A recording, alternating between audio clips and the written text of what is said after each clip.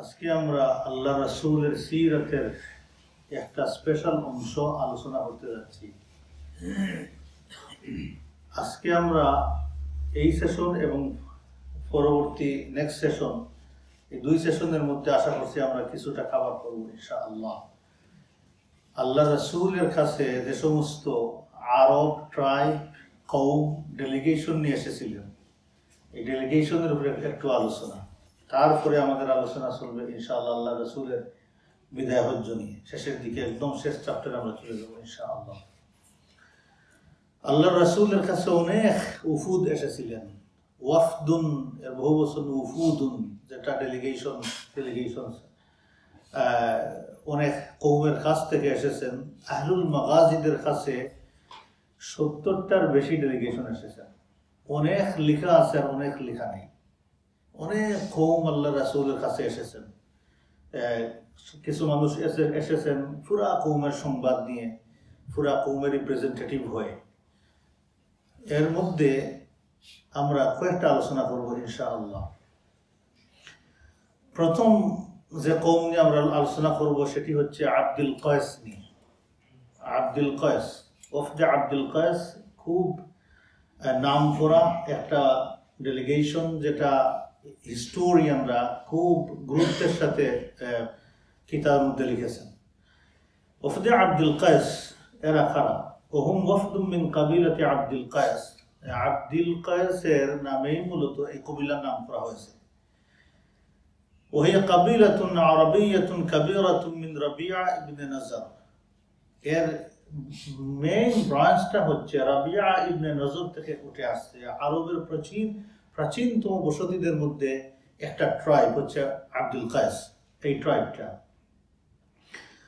Kanu ইয়াসকুনুনা কাদিমান feel Bahrain. এদের মূল বসতি ছিল বাহরাইনে। অনেক পুরাতন বসতির মধ্যে তারাই ছিল একটা ট্রাইব। বাহরাইনের আল মানতিকাতুশ শারকিয়্যাতু মিন জাজিরাতিল আরাবিয়্যা, আরব পেনিনসুলার পূর্ব দিকে এই ট্রাইবটা বসবাস করত। অনেক দূর, মদিনা থেকে অনেক দূরে তারা বসবাস করত। তারা আল্লাহ রাসূলের কাছে ডেলিগেশন নিয়ে এসেছেন। আল্লাহ রাসূলের কাছে ডেলিগেশন মক্কা বিজয়ের আগেও এসেছে, মক্কা বিজয়ের পরে এসেছে, তাবুক যুদ্ধের পরেও এসেছে। আমরা এখানে আলোচনা করব ওই মিক্স আলোচনা।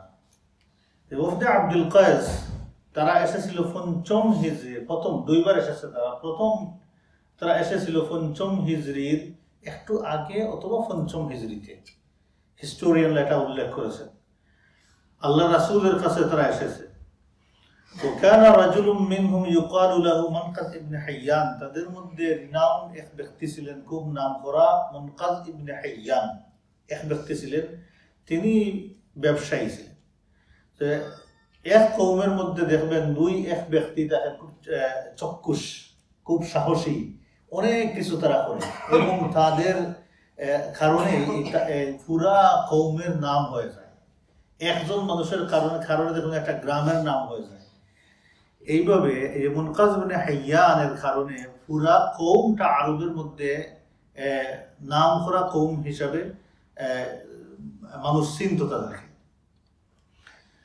উনি ব্যবসায়ী ছিলেন, ব্যবসা নিয়ে বড় বড় শহরগুলো ঘুরতেন। এর মধ্যে স্পেশালি তিনি মদিনাতে আসতেন ব্যবসা নিয়ে। তিনি কয়েকবার এসেছেন মদিনাতে।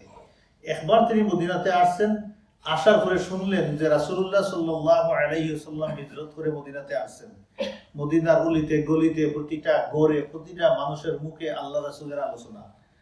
তিনি চিন্তার মধ্যে পড়ে গেলেন যে বিষয়টা তাহলে ডেফিনেটলি খুব গুরুত্বপূর্ণ। যেহেতু মদিনার মানুষ এইভাবে আল্লাহ রাসূল নিয়ে কথা বলতেছে, তা আমার ওনাকে মিট করতে হবে।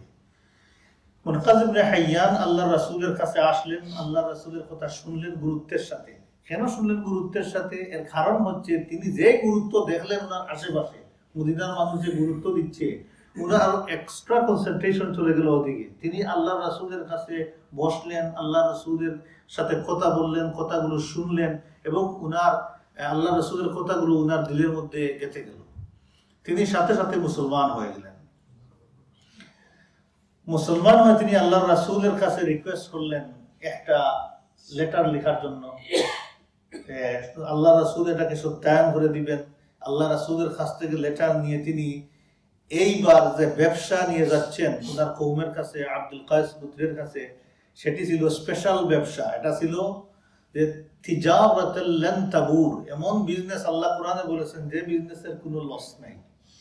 আল্লাহ কোরআন শরীফের মধ্যে দিনটাকে ব্যবসা বলেছেন। এই ব্যবসার মধ্যে আল্লাহ রাসূল বলেছেন, আল্লাহ পাক বলেছেন কোনো লস নাই, এই ব্যবসা তোমরা করো। ইয়া আইয়ুহাল্লাযীনা আমানু হাল আদুল্লুকুম আলা তিজারাতিন তুনজিকুম মিন আযাবিন আলীম। জান মাল দিয়ে আল্লাহর রাস্তায় জিহাদ করাটাকে আল্লাহ সুবহানাহু ওয়া তাআলা ব্যবসা বলেছেন। ইন্নাল্লাহা আশতারা মিনাল মুমিনিনা আনফুসাহুম ওয়া আমওয়ালাহুম বিআন্না লাহুমুল জান্নাহ। আল্লাহ তোমাদের কাছ থেকে ক্রয় করে নিয়ে গেছেন, তোমাদের জান এবং মালের বিনিময়ে কি দিবেন? জান্নাত নিয়ে গেছেন। এটা ব্যবসা। এই দিনটাকে আল্লাহ সুবহানাহু ওয়া তাআলা ব্যবসা হিসেবে ধরেছেন, যাতে আমরা এই ব্যবসা করে আখিরাত কিনি, জান্নাতের ঘর কিনি। আমরা যদি এখানে কিছু পয়সা কামাই করি, রুজি করি, তাহলে কি করি? আমরা ব্যবসাতে লাগাই, একটা ঘর কিনি, গাড়ি কিনি। কি জন্য কিনি? ওইটা আমার ব্যবহারের জন্য। অতএব আমরা যেখানে আছি, এই দিনটা হচ্ছে আমাদের ব্যবসা আখিরাতের বাড়ি কেনার জন্য, আখিরাতের সুখ শান্তি পাওয়ার জন্য। এটা আমাদের ব্যবসা। দিনটাকে এই ব্যবসায় কেউ লাগাইতে পারবে না যে সে এই দুনিয়াতে কিছু অর্জন করে এখানে বাড়ি বানাইবে, গাড়ি বানাইবে, দিনটাকে বিক্রি করে। এটা আল্লাহ সুবহানাহু ওয়া তাআলা হারাম করেছেন। আর এই কাজটা যারা করবে ফি বুতুনিহিম ইল্লান নার, আল্লাহ পাক বলেছেন আর পেটের মধ্যে সে আগুন ঢুকাবে। তাহলে আমাদের মেইন ব্যবসা কি? দিনটা হচ্ছে আমাদের ব্যবসা। এই ব্যবসা কিসের ব্যবসা? আল্লাহর সাথে বান্দার ব্যবসা, আখিরাত পাওয়ার জন্য। আল্লাহর সাথে বান্দার তিজারত, জান্নাত পাওয়ার জন্য। এইবার তিনি মুনকাজ ইবনে হাইয়ান যে ব্যবসা করলেন, এটা পয়সা কড়ির ব্যবসা নয়। এক দিন নিয়ে আল্লাহ রাসূলের কাছ থেকে লেটার নিয়ে তিনি আব্দুল কায়েস গোত্রের কাছে গেলেন, তার নিজের কওমের কাছে গেলেন। গিয়ে তিনি ইসলামের সুমহান সৌন্দর্য, আকাশচুম্বী ইসলামের যে শরিয়া রুলিং অর্ডার গুলো, সেই জাতির কাছে তিনি প্রচার করলেন। তার জাতির কাছে জাতি শেষ পর্যন্ত কি করলেন? উনার দাওয়াতে সবাই মুসলমান হয়ে গেলেন। মুসলমান হওয়ার পরে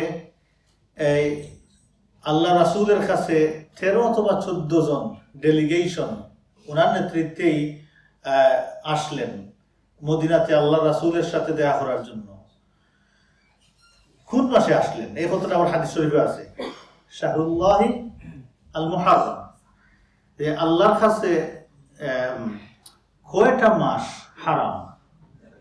4টা মাস হারাম। তো আরবে তখন যখন এই 5ম হিজরি মনে করেন, এই সময়ে আরবের এক ট্রাইব আরেক ট্রাইবের সাথে যে মানে চলাফেরা করবে আরবে, এটা খুব কঠিন ছিল। চুরি ডাকাতি ওই এরিয়াতে খুব বেশি হইতো। যে বাহরাইন থেকে যে মদিনাতে আসা কঠিন ছিল। স্পেশালি মাঝখানে ছিল যে মুদার একটা সম্প্রদায়, এরা ছিল কুফার, এরা কেউ মুসলমান হয় নাই। মুসলমান শুনলেই নির্যাতন করতো। এদের পেশাই ছিল চুরি ডাকাতি, এই কাজগুলো করতো। ওরা ছিল কাফির। আল্লাহ রাসূলের কাছে তারা আসলেন ওই মাসে, হারাম মাসে। হারাম মাস কয়টা? যুলকায়দা, যুলহিজ্জা, মুহররম, এই 3 মাস ধারাবাহিক। যুলকায়দা, যুলহিজ্জা, মুহররম, আর হচ্ছে রজব। সেপারেট হচ্ছে রজব। এই রজব মাসে তারা এসেছিলেন। আসিয়া বলছেন, ইয়া রাসূলুল্লাহ, রজব মাস ছাড়া আমরা আসতে পারি না, হারাম মাস ছাড়া আমরা আসতে পারি না। যদি হারাম মাসের বাইরে বের হই তাহলে ওরা নির্যাতন করবে, চুরি ডাকাতি করবে। এই জন্য আমরা সেফ মাসে বের হই। ওই মাসে তারা চুরি ডাকাতি মারামারি এগুলো করতো না। তারা আল্লাহ রাসূলের কাছে এসে আল্লাহ রাসূলকে ঈমান সম্পর্কে জিজ্ঞাইলেন, আর কিছু তাদের ফানি রাখার বস্তু কোন কন্টেইনারে ফানি রাখিয়ে তারা ফান করবেন সে সম্পর্কে জিজ্ঞাইলেন। আল্লাহ রাসূলকে প্রশ্ন করলেন। আব্দুল্লাহ বিন আব্বাস রাদিয়াল্লাহু আনহু হাদিস বর্ণনা করতেছেন, ইন্না ওয়াফদ আব্দুল কায়েস লাম্মা আতাউ নবী সাল্লাল্লাহু আলাইহি ওয়াসাল্লাম, ওয়াফদ আব্দুল কায়েস আল্লাহর রাসূলের কাছে এসে জিজ্ঞাসা করলেন, আসলেন এইগুলো জিজ্ঞাসার জন্য। আল্লাহ রাসূল বললেন, মানিল কাওম আও মানিল ওয়াফদ, কোন সম্প্রদায় থেকে তোমরা আসছো, কোন সম্প্রদায় ডেলিগেশন হিসাবে তোমরা আসছো বলো আমাকে। আল্লাহ রাসূলের কাছে আসার পরে আল্লাহ রাসূল জিজ্ঞাইলেন। তারা বলল রাবিয়া, এই যে রাবিয়া ইবনে নাজার, ওই মূল ব্রাঞ্চটা বলে দিলেন। আব্দুল কাস এটা না বলে ওই মূল ব্রাঞ্চের কথা বলে দিলেন, যেহেতু রাসূলুল্লাহ সাল্লাল্লাহু আলাইহি ওয়াসাল্লামের বংশের সাথে, কুরাইশের সাথে রাবিয়ার ঊর্ধ্বতন সম্পর্ক আছে, এই জন্য ওই ঊর্ধ্বতন ব্রাঞ্চের নামটা বলে দিলেন যে আমরা রাবিয়া। তখন আল্লাহ রাসূল বললেন, মারহাবান বিল কওম আউল ওয়াফদ গায়রা খাজায়া ওয়ালা নাদামা, ওয়েলকাম, তোমাদেরকে আমি ওয়েলকাম করলাম যে তোমরা নিরাপত্তার সাথে কোনো ধরনের ইহানত, বেজ্জতি ছাড়া, কোনো ধরনের রাস্তায় নির্যাতন ছাড়া যে তোমরা আসছো, এই জন্য তোমাদের জন্য ওয়েলকাম। এই ডেলিগেশন আসি আল্লাহ রাসূলকে বললেন, ইয়া রাসূলুল্লাহ ইন্না লা নাস্তাতিউ আন নাতিকা ইল্লা ফি শাহরিল হারাম, ইয়া রাসূলুল্লাহ শাহরে হারাম মাস ছাড়া আমরা আসতে পারি না আপনার কাছে, এই মাসই আমাদের জন্য, হারাম মাসগুলোই আমাদের জন্য সহজ আসতে। এর মানে কি? মুহাদ্দিসিনরা বলতেছেন ওরা ছিল সব সময় আল্লাহ রাসূলের কাছে আসতে, কিন্তু তাদের কষ্ট যে রাস্তার মধ্যে এই সমস্যা থাকার কারণে, নিরাপত্তার অভাবে তারা সব সময় আসতে পারেন না। এই জন্য মনে কষ্ট নিয়ে আল্লাহ রাসূলকে এই কথাটা তারা বললেন এবং বললেন, উবাইনানা উবাইনাকা হাযাল হাইয়্যু মিনাল কুফফারি মুদার, যে আমাদের এবং আপনার মধ্যে কি আছে, যেখানে জীবন্ত একটা মুদার কাফির সম্প্রদায় বসবাস করে, এরা খুব সন্ত্রাসী, এদের কারণে আমরা পারি না আসতে, এই কথাটা মিন করলেন। ফামুরনা বিআমরিন ফাসলিন নুখবিরু বিহি মান ওয়ারাইনা, আসিয়া বললেন, ইয়া রাসূলুল্লাহ আমাদেরকে আপনি কিছু অর্ডার করেন, খুব চূড়ান্তভাবে কিছু কথা বলেন, ফাইনাল কিছু কথা বলে দেন, যে এই কথাগুলো আমরা ধারণ করে নিয়ে যাব আমাদের কওমের মানুষের জন্য, এবং আমরা সবাই এই কথার উপরে আমল করে নুদখিলু বিহিল জান্নাত, এইগুলোর উপরে বেশ আমরা জান্নাতে যাইতে পারি। এর মানে হচ্ছে যদি আমরা আসতে না পারি, ইসলাম জানতেও না পারি, এমন কিছু শিক্ষা দেন যে শিক্ষা জান্নাতে যাওয়ার জন্য যথেষ্ট হয়ে যায়, অল্প কিছু কথা বলে দেন। তারা আল্লাহ রাসূলের কাছে ৬০টা বিষয়ে মানে কোয়েশ্চন করেছিল, মূলত হাদিসে যা আছে। তারা আল্লাহ রাসূলের কাছে একটা ঈমান সম্পর্কে চেয়েছিল, ঈমানের সাথে আছে ৬০টা, আর ওই পানীয় বস্তু সম্পর্কে কি তারা পান করবে সে সম্পর্কে জিজ্ঞাসা করেছিল, সেটা ছিল ৬০টা। তো আল্লাহ রাসূল তাদেরকে ৬০টা বিষয় আদেশ করলেন, ৬০টা বিষয় নিষেধ করলেন। ৬০টা বিষয় আল্লাহ রাসূল আদেশ করলেন, এর মধ্যে একটা হচ্ছে আমারাহুম বিল ঈমানি বিল্লাহি ওয়াহদা, যে এক আল্লাহর প্রতি তোমরা ঈমান রাখবা, তাওহীদের প্রতি, ওয়াহদা মানে হচ্ছে তাওহীদ, আল্লাহর ওয়াহদানিয়তের প্রতি তোমরা ঈমান রাখবা। এই কথাটা তারা কতটুকু বুঝলো, আল্লাহ রাসূল বুঝতে পেরেছেন, হয়তো তারা বুঝে নাই। এজন্য আল্লাহ রাসূল আবার জিজ্ঞাসা, আতাদরুনা মাল ঈমান বিল্লাহি ওয়াহদা, তোমরা কি বুঝছো যে এক আল্লাহর প্রতি ঈমান আনার অর্থটা কি? তাহলে সার কথা একটা, আল্লাহর প্রতি ঈমান আনা, এই কথাটা। এক আল্লাহর প্রতি ঈমান আনার অর্থটা কি তোমরা বুঝছো? তারা বলল, আল্লাহ ওয়া রাসূলু আ'লাম, আল্লাহর রাসূল ভালো জানেন। ইয়া রাসূলুল্লাহ আমাদেরকে বলুন। আল্লাহ রাসূল বললেন, তোমরা সাক্ষী দিবে, ঘোষণা দিবে যে আল্লাহ ছাড়া কোনো মাবুদ নাই, মুহাম্মাদুর রাসূলুল্লাহ সাল্লাল্লাহু আলাইহি ওয়াসাল্লাম আল্লাহর রাসূল, এটা তোমরা সাক্ষী দিবে। মুহাদ্দিসিনে কেরামগণ বলতেছেন এই কথা আল্লাহ রাসূল এইভাবে বুঝিয়ে দিলেন, এর মানে হচ্ছে যে তোমরা এমন একটা সাক্ষী দিবে তোমরা দিল থেকে, যে তোমরা এখন উইটনেসিং করতেছো, সাক্ষী মানে উইটনেসিং দেওয়া, এমন ভাবে উইটনেসিং করছো, দেখতেছো বিষয়টা যে আল্লাহ ছাড়া ইবাদতের আর কেউ নাই, আর রাসূল সাল্লাল্লাহু আলাইহি সাল্লাম আল্লাহ সুবহানাহু ওয়া তাআলার মেসেঞ্জার রাসূল। এই সাক্ষী তোমরা দিবে, তোমরা নামাজ কায়েম করবে, যাকাত দিবে, আর রমাদানের রোজা রাখবে, আর যুদ্ধ করে যে গনিমত তোমরা পাইবে সেখান থেকে ৪ অংশ তোমরা খাইও, কিন্তু ৫ম অংশটা তোমরা বন্টন করে দিয়ে দিও, গরিব মিসকিনকে দিয়ে দিও। তাহলে কয়টা বিষয় হলো শেষে গিয়ে? এক আল্লাহর প্রতি ঈমান, নামাজ কায়েম করা, যাকাত আদায় করা, রমজানের রোজা রাখা, আর গনিমতের ৫ম অংশ মানুষের মধ্যে সদকা করে দেওয়া, বিলি করে দেওয়া।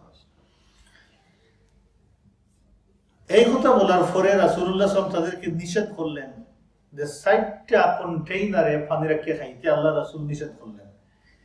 একটা হচ্ছে খান্তাম, আরেকটা হচ্ছে দুব্বা, আরেকটা হচ্ছে নাকির, একটা মুজাফফাত।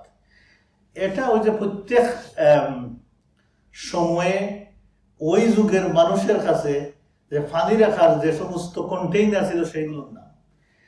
আমাদের দেশে তো আগে মনে আছে তো যে কলসি রাখতেন, কলসির আগে কি বলতো আরেকটা জিনিস ছিল, এগুলো তো পানি রাখতেন। এক এক সময় কৌমের কাছে ভিন্ন ভিন্ন পানি রাখার বস্তু ছিল। তো রাসূলুল্লাহ সাল্লাল্লাহু আলাইহি ওয়াসাল্লাম বললেন তোমরা যে কোনো কন্টেইনারে রাখো এই সাইডটা বাদে। এই সাইডটা না কি জন্য দেখেন, একটা হচ্ছে যেমন মনে করেন তারা এইভাবে আগে রাখতো, মুঠা মুঠা দিয়ে দেখছেন তো ওই পামকিন ওইটাকে তারা ভিতর খুলে দিয়ে ভিতরটা ভালো করে লেপ দিয়ে পরিষ্কার করে সেটা শুকিয়ে ওইটাতে পানি রাখার ইয়ে বানাইতো। আবার মোটা খদুকে তারা এইভাবে বানাইতো, এইভাবে খদু, এরপরে পামকিন, ওইগুলোতে তারা পানি রাখার ব্যবস্থা করতো। এই সাইডটা আইটেম হচ্ছে এই সাইডটা জিনিস। সো রাসূলুল্লাহ সাল্লাল্লাহু আলাইহি ওয়াসাল্লাম নিষেধ করে দিলেন এগুলাতে পানি রাখতে তোমরা খাইও না। এর কারণ কি? এর বিহাইন্ডে কারণ হচ্ছে যে ওগুলাতে তারা মদ বানাইতো। আজকালকে দেখবেন যারা ওই নিম্নমানের হিন্দু আমাদের দেশে যারা আছে তাদের এরিয়া থেকে প্রবেশ করলে দেখবেন তারা ওই জাতীয় মটকার মধ্যে বাত রাখে, কিছু গাছের জড়ফড় পাতা এগুলো রাখে, আরেক কিছু কিছু ইয়ে ওই স্পিড আছে এগুলো ছেড়ে দেয়। ৬-৭ দিন পরে ওইটা খুলে তারা আবার ওটাকে মডিফাই করে গ্রাম্য মদ বানায়। এক্সপিরিয়েন্স যাদের আছে সে তাদের সাথে চলাফেরা করতে বুঝতে পারবেন তারা কিভাবে ওইটা বানায়। ওইটা শেষ পর্যন্ত মদ হয়ে যায়, এই জাতীয় মদ বানিয়ে তারা খাইতো। তো রাসূলুল্লাহ সাল্লাল্লাহু আলাইহি ওয়াসাল্লাম নিষেধ করে দিলেন যে এগুলাতে তারা আগে মদ বানাইতো, অতএব এইগুলোতে তোমরা পানি রেখে খাইও না। আল্লাহ রাসূল এখানে হিকমত ছিল ওইটা আল্লাহ রাসূলের কথার পিছনে যে তারা যেন মদ থেকে এই পরিমাণ দূরে সরে যায় যে মদটা আল্লাহ সুবহানাহু ওয়া তাআলা হারাম করেছেন, এটা থেকে অনেক দূরে তারপরে ঠাঁচি করবে না। এবং যেই বস্তুতে মদ ব্যবহার হয় যে ওই বস্তুকে পরবর্তীতে অন্য বস্তুর জন্য ব্যবহার করা যাবে না। এখন কথা হচ্ছে যে একটা গ্লাস একজন মদ খাইছে, এটা ভালো করে পরিষ্কার করে ওয়াশ করে আপনি পানি খাইতে পারবেন কি পারবেন না, এটা কোয়েশ্চন। যদি পানি খাওয়ার অন্য কোনো পাত্র না থাকে তাহলে পানি খাইতে পারবেন, নয়তো ভেঙে ফেলে দিতে তার শরীয়তের বিধান। সুবহানাল্লাহ, আমরা অবশ্য চিন্তা করি না, যে কোনো রেস্টুরেন্টে যাই, যে কোনো ইয়ের মধ্যে গ্লাসের মধ্যে পানি খাই, যে পাত্রের মধ্যে তারা মদ খাইছে সেই পাত্র ধুয়ে পরিষ্কার করেও ব্যবহার করা যাবে না।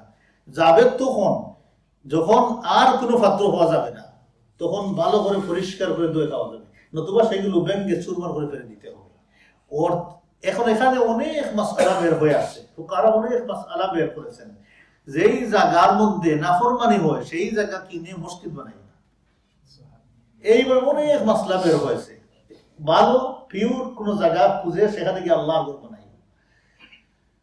যেখানের মধ্যে নাচ গান খারাপ কাজ চলতেছে, তুমি ভালো কাজ করবা, অন্য কাজে ব্যবহার করো, সেই ক্ষেত খামারের জন্য ব্যবহার করো, কিন্তু সেখানে তার রিপ্লেসমেন্ট হিসাবে ভালো টাকা নিয়ে যাইও না। কারণ একটা আযাবের জায়গাতে আযাবের জায়গা হিসাবে থাকো, অন্য কাজের জন্য ব্যবহার হোক, সেখানে আবার মানে ভালোটা নিয়ে যাওয়া যাবে না। এইটাই হচ্ছে গিয়ে কথা। এই সিরাত থেকে আমরা কি জানলাম যে এই কথাটা তাফসীরের মধ্যে অনেক মাসআলা নিয়ে আসছেন যে এমন একটা শব্দ যে শব্দটা মানুষের কাছে পরিচিত খারাপ কাজের জন্য, সেই শব্দ দিয়ে ইসলামের কোনো ব্যাখ্যা করা যাবে না। ইসলামের কোনো ব্যাখ্যা করা যাবে না, রাসূলের শানের উপরে সিরাত বর্ণনা করা যাবে না এই শব্দ দিয়ে। যেই শব্দ দিয়ে খারাপ কাজে, সে শব্দটা খারাপ কাজে ব্যবহার করা হয়েছে। এর কারণ কি তার তাফসীর আমরা পড়ে আসছি, ইয়া আইয়ুহাল্লাযীনা আমানু লা তাকুলু রাঈনা, যে এই ইমানদারগণ তোমরা আমাকে রাঈনা বলিও না। আল্লাহ পাক আয়াত নাযিল করে বললেন, হে ইমানদারগণ আমার রাসূলকে তোমরা রাঈনা বলিও না, উনজুরনা বলো। তো রাঈনা আর উনজুরনার মধ্যে পার্থক্য কি? ইহুদিরা আল্লাহ রাসূলের কাছে আসিয়া বলতো রাঈনা, ও আল্লাহ রাসূল জবাব দিতেন হাইসত অনুযায়ী। তো রাসূল সাল্লাল্লাহু আলাইহি ওয়াসাল্লাম ছিলেন সফট, বুঝতেন যে এই কথা দ্বারা আল্লাহ রাসূলের যেই পরিমাণ মর্যাদা দেওয়ার কথা এই শব্দ দিচ্ছে না, এই শব্দ দ্বারা এই মর্যাদা এস্টাবলিশ হচ্ছে না। রাসূলুল্লাহ সাল্লাল্লাহু আলাইহি ওয়াসাল্লাম কিছু বলেন নাই। ইহুদিদের দেখা দেখি কিছু সরলমনা মুসলমান এই শব্দের কদর অর্থাৎ ওজন না বুঝে ব্যবহার করা হচ্ছে। এই শব্দ যখন বাড়তেছে সমাজে, এমন সময় মুআয রাদিয়াল্লাহু আনহু আল্লাহ রাসূলের কাছে আসলেন, দেখলেন যে ইহুদিরা এসে রায়না বলে। তিনি বের হয়ে তরবারি হাতে নিয়ে বললেন, আর যদি কোনো ইহুদি আল্লাহ রাসূলের কাছে এসে রায়না বলে, গর্দান ফেলে দিব। মানে উনি জানতেন যে রায়না দ্বারা আল্লাহ রাসূলের মর্যাদা এস্টাবলিশ হচ্ছে না, তারা আল্লাহ খুব সূক্ষ্মভাবে আল্লাহ রাসূলের মর্যাদাকে খাটো করতেছে।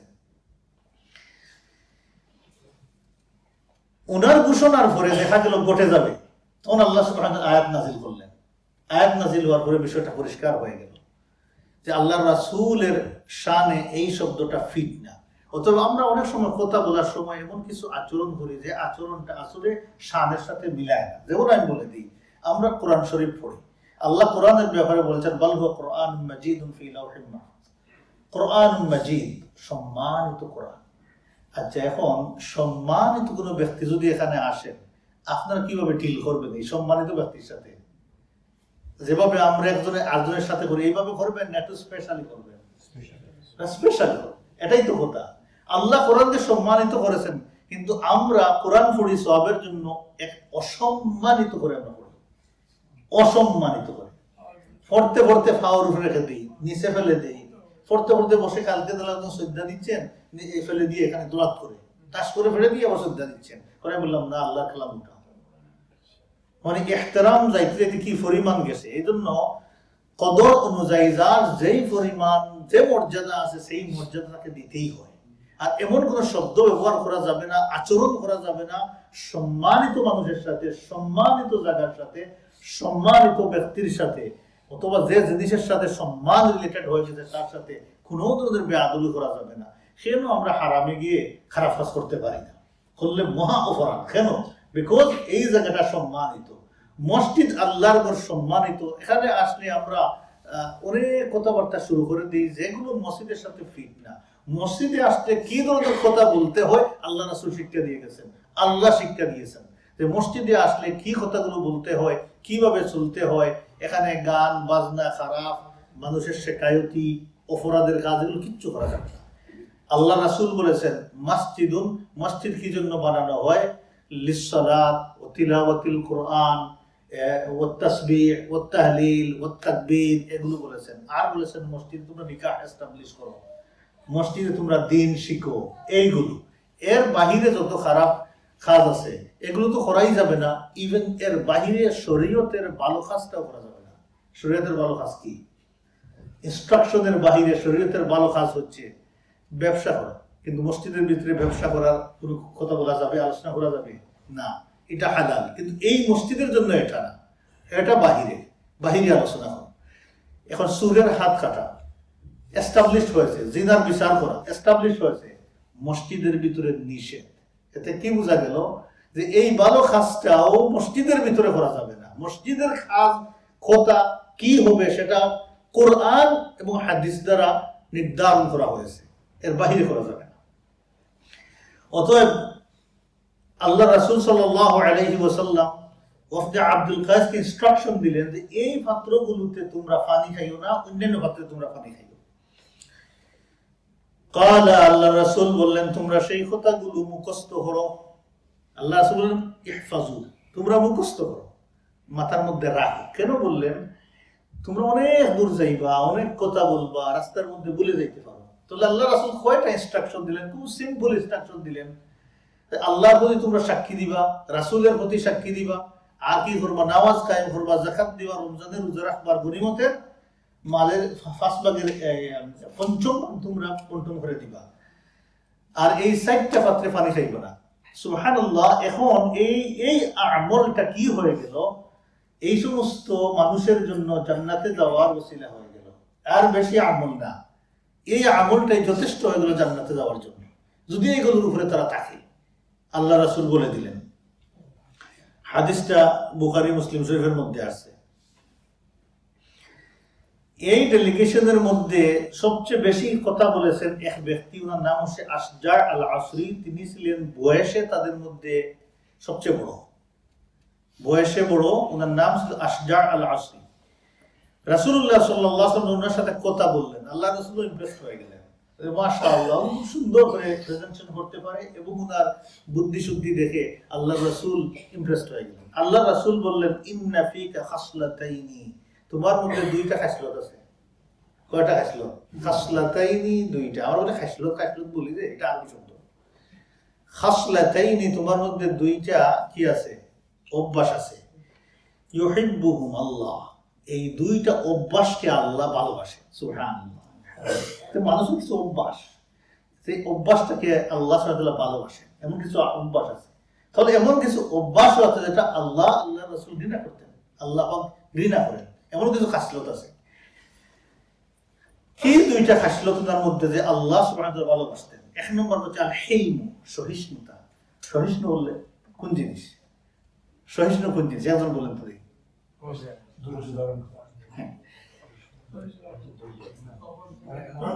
এটা দেখেন আমাদের মধ্যে খুব কম, সহিষ্ণুতা আমাদের মধ্যে খুব কম। হ্যাঁ, এটা খুব কম। কিন্তু এইটা এক্স্যাক্টলি সবরও না, তার চাইতে আরো একটু গুরুত্বপূর্ণ। এটা হেলমের সাথে এটা আকলেরও রিলেটেড আছে। সবর তো অনেক মানুষ আছে, মনে করেন তারা রাগ উঠে না, ধৈর্য ধরে বসে আছে, বিপদ মুসিবতের সময় সে এইভাবে পড়ে থাকে।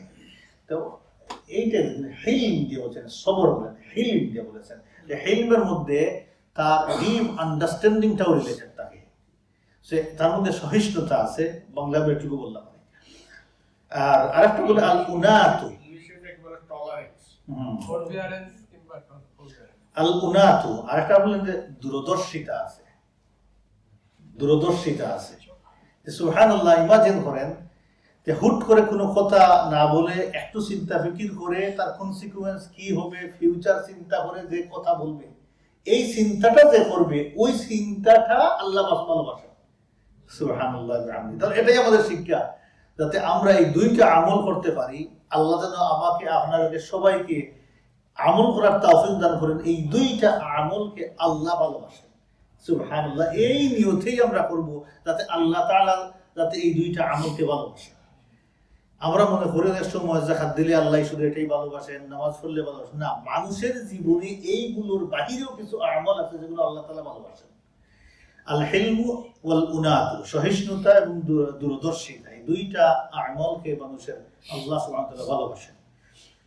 দুই নম্বর, নবম হিজরিতে তারা একবার মদিনাতে এসেছিলেন 40 জন লোক নিয়ে, আল্লাহ রাসূলের কাছে এসেছেন। তখন তাদের মধ্যে এক ব্যক্তি খ্রিস্টান, এক ব্যক্তি এসেছিলেন। ওনার নাম ছিল আল জারুদ ইবনে আল আলা আল আবদি। খ্রিস্টান ছিলেন তিনি, ইয়াং। আল্লাহ রাসূলের কাছে এসেছেন ওই ডেলিগেশনের সাথে। আসিয়া তিনি মুসলমান হয়েছেন এবং দিলে জানে তিনি ইসলাম কবুল করে। এখন হাসুনা ইসলাম, ওনার জীবনের ইসলামটা এত সৌন্দর্য হয়েছিল, অর্থাৎ তিনিও দিনের একজন দায়ী হয়ে গিয়েছিলেন। দুই নম্বর, ওয়াফদে দাউস, দাউস ডেলিগেশন নিয়ে একটু আলোচনা করি। তারা একবার এসেছিলেন 7ম হিজরিতে, আল্লাহ রাসূলের কাছে এসেছিলেন। তখন রাসূলুল্লাহ সাল্লাল্লাহু আলাইহি সাল্লাম কোথায় ছিলেন? 7ম হিজরিতে আমরা আলোচনা করেছি খায়বার অভিযানে ছিলেন। দীর্ঘ সময় আল্লাহ রাসূল খায়বার অভিযানে ছিলেন। ওই সময়ে ওয়াফদে দাউস আল্লাহ রাসূলের কাছে এসেছেন। এই কওমের মেইন ব্যক্তি ছিলেন তুফাইল ইবনে আমর আদ-দাউসি। আমরা আগে আলোচনা করেছি এই দাউস সম্প্রদায়ের এই ব্যক্তি তুফাইল রাদিয়াল্লাহু আনহু অনেক আগে মক্কাতে আসিয়া ইসলাম কবুল করেছিলেন। আল্লাহ রাসূল তখন মক্কাতে ছিলেন, তখন আসিয়া তিনি মুসলমান হয়েছিলেন। আল্লাহ রাসূলের কাছ থেকে ফিরে গিয়ে ওনার কওমের কাছে অনেক দিনের দাওয়াত দিয়েছেন, ডে এন্ড নাইট। যেভাবে নূহ আলাইহিস সালাতু ওয়াস সালাম দাআউতু কওমি লাইলাম ওয়া নাহারা বলেছেন সূরা নূহতে, যে আমি দাওয়াত দিলাম আমার কওমকে ডে এন্ড নাইট, খাইয়া না খাইয়া, ঘুমাইয়া না ঘুমাইয়া দাওয়াত দিলাম, কিন্তু কেউ তো ইসলাম কবুল করলো না। তিনিও একইভাবে ওনার কওমের কাছে দীর্ঘ সময় দাওয়াত দিয়েছেন, কিন্তু ফালাম ইয়াজাল ইয়াদউহুম ইলাল ইসলাম, একটা মানুষও রেসপন্ড করে নাই, মানে গুরুত্বই দেয় নাই, ইসলাম কবুল করে নাই। শেষ পর্যন্ত তুফাইল রাদিয়াল্লাহু আনহু মনে কষ্ট পায় আল্লাহর রাসূলের কাছে এসে রিকোয়েস্ট করলেন, ইয়া রাসূলুল্লাহ, আমার এই দাউস সম্প্রদায়ের বিরুদ্ধে একটা বদুয়া করেন, আল্লাহ যেন সবাইকে ধ্বংস করে দেন। নূহ আলাইহিস সালামের মতো মানে পজিশন। যে দোয়া করেন যাতে আল্লাহ এদেরকে ধ্বংস করে দেন। রাসূলুল্লাহ সাল্লাল্লাহু আলাইহি সাল্লাম হাত তুলে আল্লাহর কাছে দোয়া করলেন, আল্লাহুম্মা হদি দাউসান, ওয়া আল্লাহ দাউস সম্প্রদায়কে তুমি হেদায়েত দিয়ে দাও, মুসলমান বানিয়ে দাও। তাহলে দোয়া চাইলেন ধ্বংসের, আল্লাহ রাসূল ধ্বংসের দোয়া করেছেন? আল্লাহ রাসূল কোন জাতির জন্য ধ্বংসের দোয়া করেন নাই। একমাত্র মনে আছে তো ওই যে সাহাবায়ে কেরামদেরকে হত্যার পরে আল্লাহ রাসূল দোয়া করেছিলেন, কারণ ওইটা আল্লাহর রাসূল অর্ডার ছিলেন আল্লাহর পক্ষ থেকে। এইটা উম্মতের জন্য শিক্ষা হিসাবে।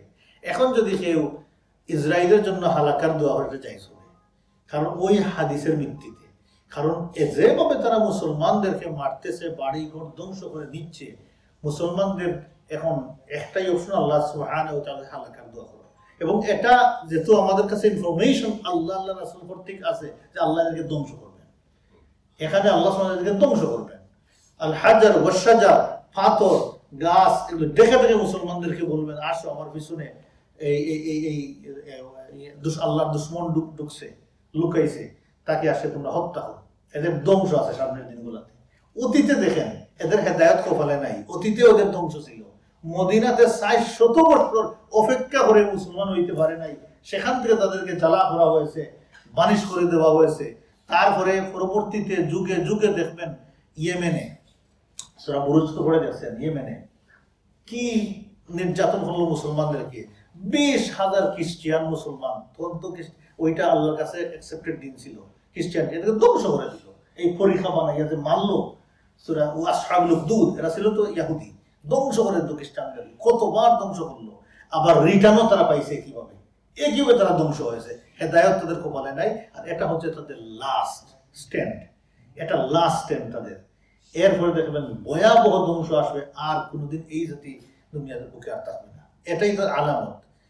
একজন কি পরিমাণ অপরাধ করলে তার ধ্বংস আসে, এটা দুনিয়াবাসী উইটনেস, আল্লাহ উইটনেস রাখতেছেন মানুষের সামনে।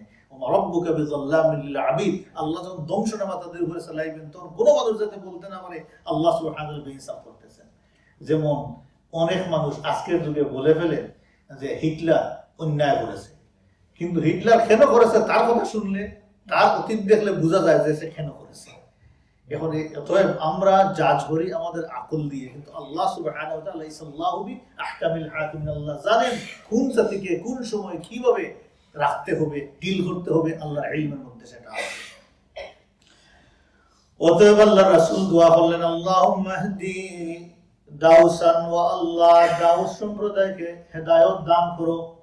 আল্লাহর রাসূলের দোয়া, চিন্তা করছেন, নিয়ামত ব্লেসিং, দোয়া শেষ। দোয়ার পরে কি হইল, যে হঠাৎ করে দেখা গেল দাউস সম্প্রদায় সবাই মুসলমান হয়ে গেছেন। তারা অটোমেটিক তাদের দিলের ভিতরে আল্লাহ আল্লাহ রাসূলের দিকে টান চলে আসছে, তারা সবাই মুসলমান হয়ে গেছে। মুসলমান হওয়ার পরে ৭ম হিজরিতে ওনার নেতৃত্বে ৭০ অথবা ৮০ জন লোক এই দাউস সম্প্রদায় আল্লাহ রাসূলের কাছে মদিনাতে আসছেন। আল্লাহ রাসূলের কিছু কথা শুনবেন, ইনস্ট্রাকশন নিবেন, জাতির কাছে ফিরে গিয়ে দিন প্রচার করবেন। মদিনাতে আসিয়া দেখেন রাসূলুল্লাহ সাল্লাল্লাহু আলাইহি ওয়াসাল্লাম মদিনাতে নাই, আল্লাহ রাসূল আছেন খায়বরে। সেখান থেকে আবার ব্যাক করে খায়বরে চলে এসে আল্লাহ রাসূলের সাথে মিট করে ইনস্ট্রাকশন নিয়ে দাউস সম্প্রদায়ের কাছে ফিরে গেছেন। ৩ নম্বর, ফারওয়াত ইবনে আমর আল জুজামি, ওনার একটা মেসেজ, একজন মানুষকে দিয়ে একটা মেসেজ উনি পাঠিয়েছেন আল্লাহ রাসূলের কাছে, সাথে একটা হাদিয়া গিফট দিয়ে পাঠিয়েছেন আল্লাহ রাসূলের কাছে। এখন ফারওয়াহে কানা ফারওয়া কাইদান আরাবিয়ান মিন কাওয়াদির রোমান, রোমান আরবিদের ভিতরে কিছু আরব আরবি ছিলেন। যেমন ইসরায়েলের ভিতরে দেখবেন যেমন আরব আছে, ওই যে পুরাতন কিছু আরব তারা রাখছে সেখান থেকে তাদের মতো করে, অনেকেই আছে, মাঝে মধ্যে রিভোল্ট করে।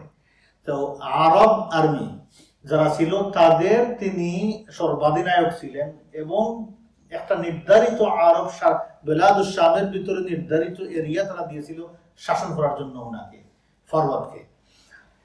তিনি ওই এরিয়াটা, জায়গার নাম হচ্ছে মান, আমি গাটাগাটি করে দেখছি, ওটা জর্ডানের এরিয়া হচ্ছে, বেলাদুস শামের ওই সাইডটা জর্ডানের এরিয়াটা, ওই এরিয়ায় তিনি থাকতেন। সাথে আরব এরিয়াগুলো তিনি কন্ট্রোল করতেন, আর আরব আর্মিদের তিনি কমান্ডার থাকতেন। তিনি মুসলমান হয়ে গেছেন। রাআ মিন জালাদিল মুসলিমিন ওয়া শুজাআতিহিম ওয়া সিদকিহিম আল-লিকা ফি মা'রিকাতি মুতা। এই যে 8ম হিজরি মুতার যুদ্ধে, মুতার যুদ্ধে মুসলমানদের 7ম হিজরি মুতার যুদ্ধে মুসলমানদের বীরত্ব, সুজাআত, তাদের সত্যতা, এগুলো দেখে তিনি মুসলমান হয়ে গেছেন। ওই সময় তিনি মুসলমান হয়েছেন, কিন্তু আল্লাহ রাসূলের কাছে তিনি আসেন নাই।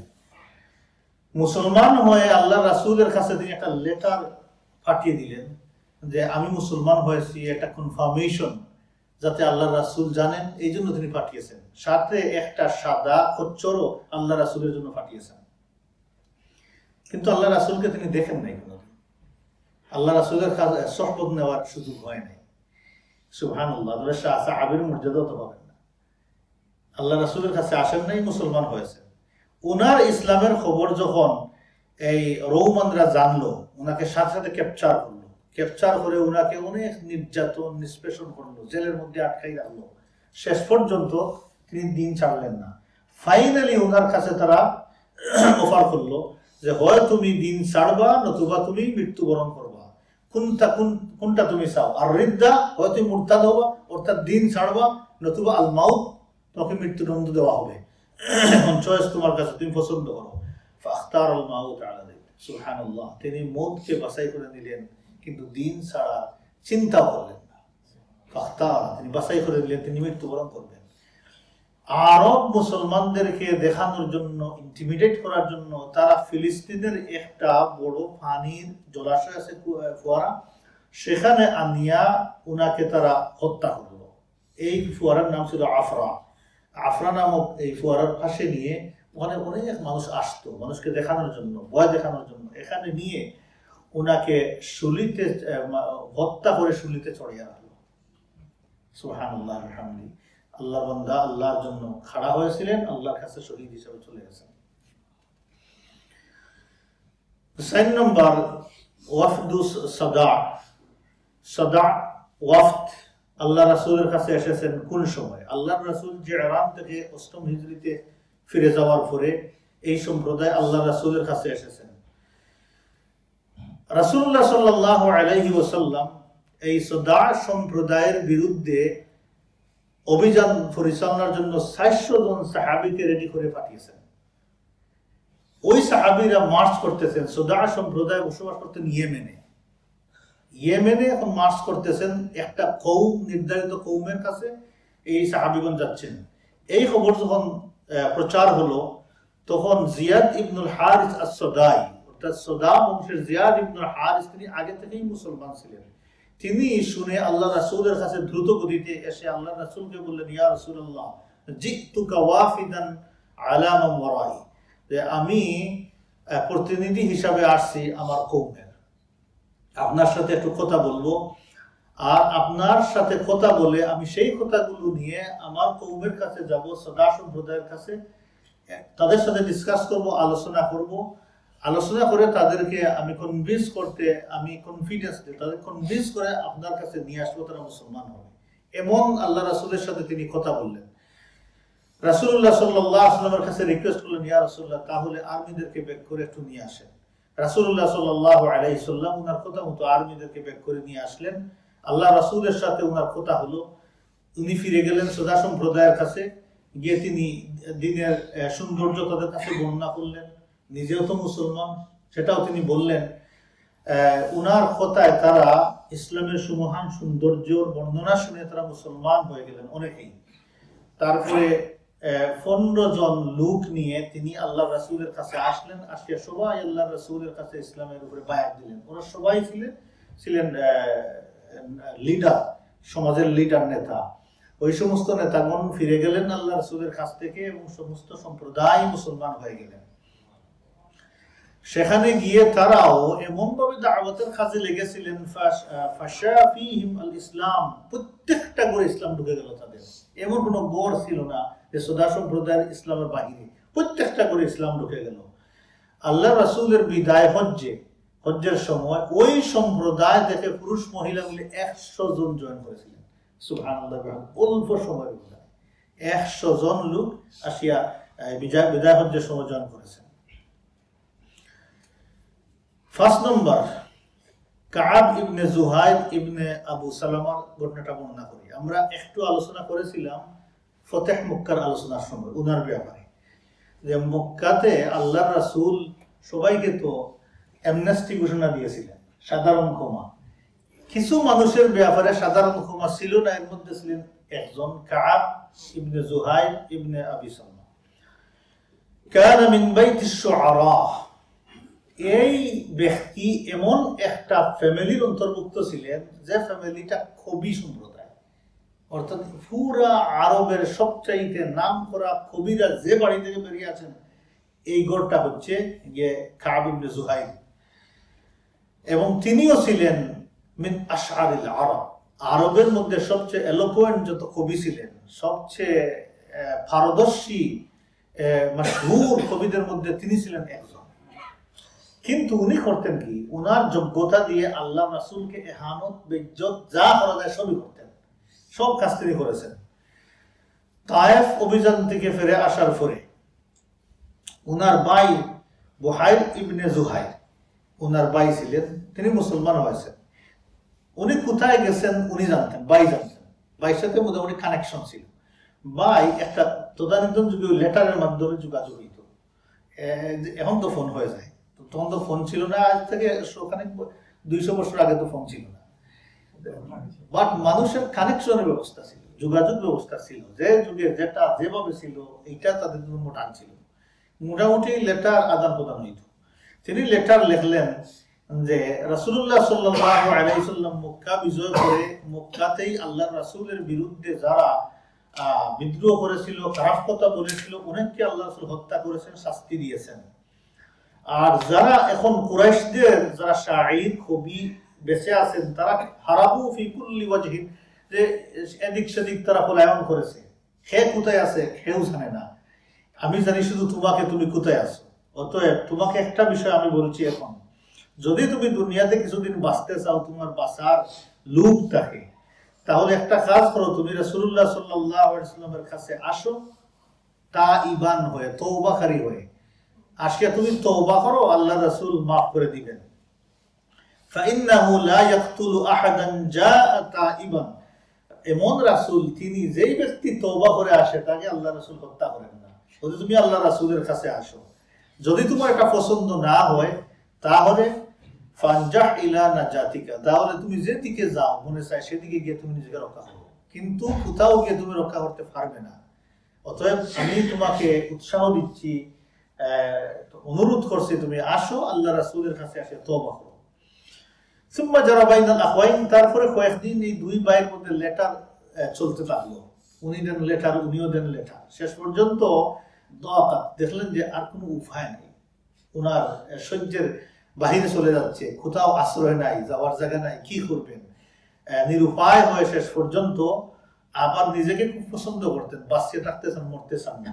অনেক কবির মানুষের মধ্যে বেঁচে থাকতে চাই সারা জীবন, এমন গায়ে গেছেন না, মরতে চাই না 1000 বছর, কিন্তু মরতেই তো হবে। ইহুদিরা মরতে চায় না, লাউ ইউআম্মারু আলফা সানা, যদি আল্লাহ বলতেছেন আমি যদি 1000 বছরও দেই তাহলে আলো চাইবে, 1000 বছর হায়াত পাইলেও বলবে আরো কিছু বাঁচি, কিন্তু মৌত আসবে। এই কবি মৌত ডরাইতো, সে বাঁচতে চায়।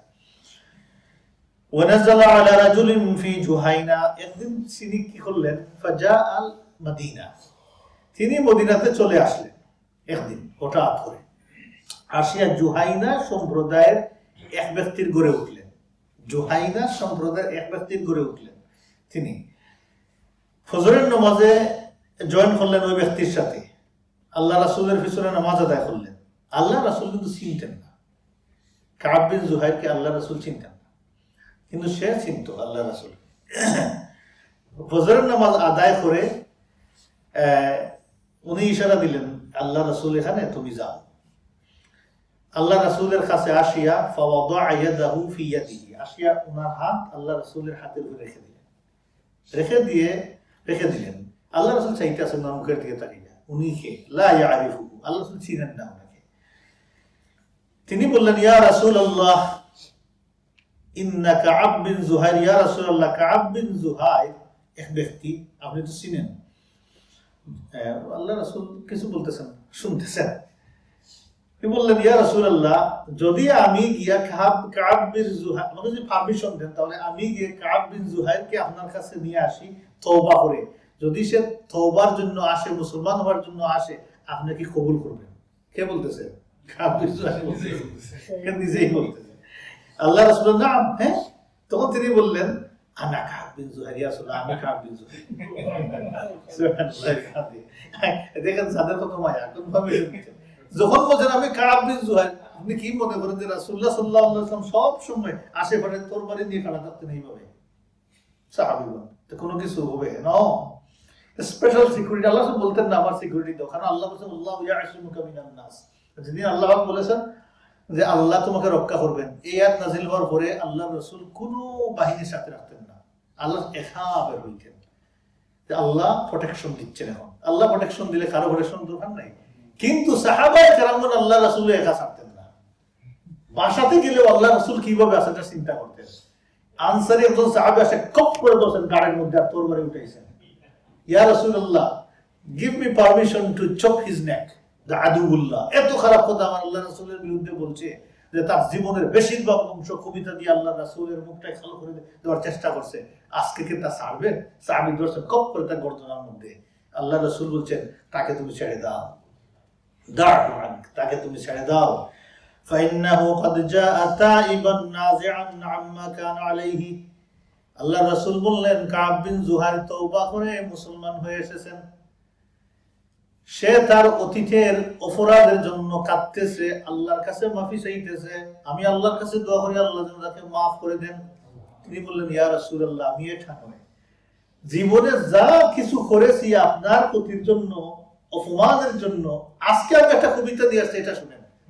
এখন তিনি লম্বা করে এটা এখানে বললেন সময় চলে যাবে, এমন এক কবিতা দিলেন, সুবহানাল্লাহ। আল্লাহ রাসূল এমন খুশি হইলেন, মনে হচ্ছিল আল্লাহ আরশ পর্যন্ত খুশি হয়ে গেছে, মানে সব ব্যঙ্গে চুরমার করে দিলেন এই এক মুখ দিয়ে।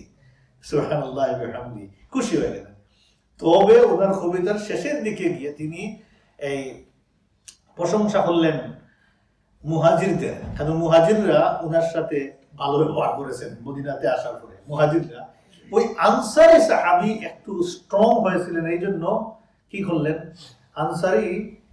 আনসারীদের প্রতি তিনি খুশি ছিলেন না। কিন্তু কিছু সময় মদিনাতে থাকার পরে বুঝতে পারলেন যে আনসারীর কোয়ালিটি কত বেশি, তিনি আবার এই আনসারীদের প্রশংসা করে অনেক কবিতা গাইলেন। এই হচ্ছে কাহিনী কাআব বিন যুহাইরের। উনি নিজেই একাই একটা ডেলিগেশন, যে নিজেকে নিজে রক্ষা করলেন আল্লাহ রাসূলের কাছে আসিয়া।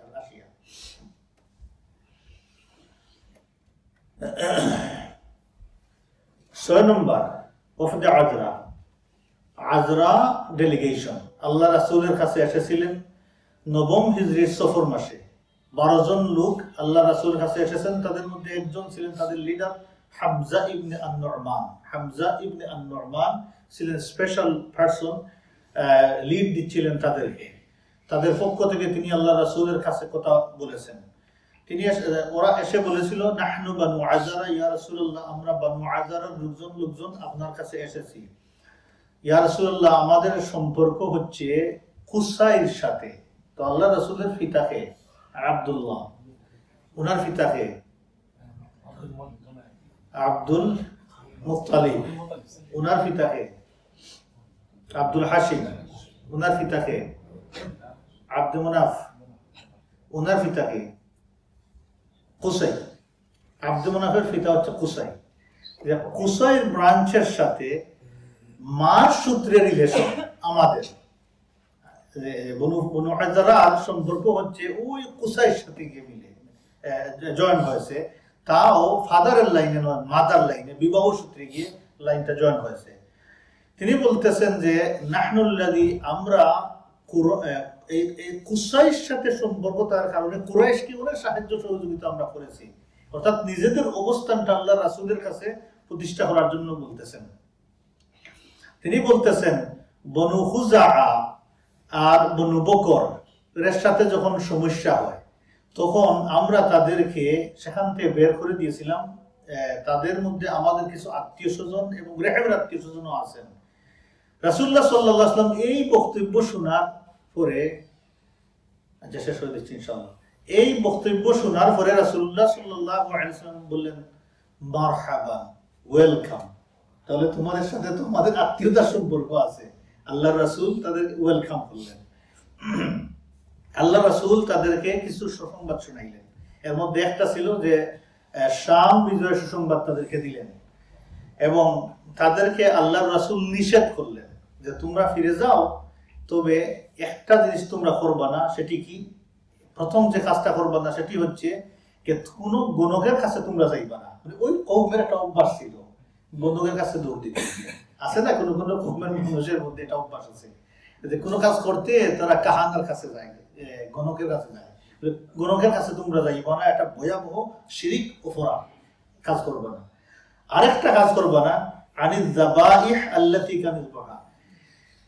সব কওমের মধ্যে এইগুলো পাওয়া যায় না, কোনো কোনো কওমের মধ্যে পাওয়া যায়। দেখবেন আমাদের সমাজে এগুলো আছে যে কিছু হইলেই মাজারের দিকে দৌড় দিয়ে উঠিয়া সেখানে নিয়ে কুরবানি করে, জবাই করে, মানত করে, এইগুলো আছে, অনেক মানুষ আছে। তো ওই কওমের মধ্যে এইটা অভ্যাস ছিল।